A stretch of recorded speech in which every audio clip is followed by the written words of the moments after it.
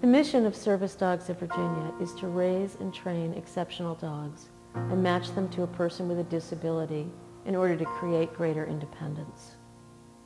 We start with puppies when they're just 8 weeks old, and our goal is to shape them and begin to teach them how to learn at a very, very young age. So we work with puppy raisers, and these are families who take the dogs into their home, show them the world, and also come to class, and we teach them how to teach their puppies. We try to give a lot of support to our puppy raisers, and our goal here is to create dogs that are capable of creative thinking, who can be lifelong learners.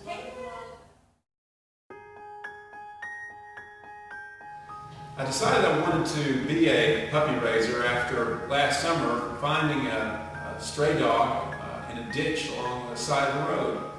And I took the dog home and raised that puppy and had a great time doing so. When I was a little girl, I read a book called Follow My Leader. It was about a German Shepherd who was trained to be a seeing eye dog. And it was a wonderful fantasy to think of that highly trained, useful dog. I love dogs anyway, and I always dreamed that someday I would train a dog to that level. I got interested in service dogs and raising and training them when I met Peggy at an animal training workshop. And I'd always wanted to work with service dogs, but my problem was finding an agency who used positive training methods. That was my criteria. I asked and wrote emails to people all over the country to volunteer to be a puppy raiser, and never heard back from anybody. And then just on a lark one day, I was once again, I was on the internet trying to find a place where I could volunteer to be a puppy raiser, and through just a normal search, Service Dogs of Virginia came up, and I said, well, this is fantastic. I became acquainted with Service Dogs of Virginia a few years ago when I participated in a talk that Peggy Law was giving about the service dogs. At the end of the talk, she asked for puppy raisers, and I viewed that as my chance of a lifetime. When I found Peggy and found out that she was going to do things positively for the dogs and for the people, I signed on. And 5 days after I got married, my husband and I stopped by Peggy's on my way home from our honeymoon, and we picked up Rocky, our very first service dog.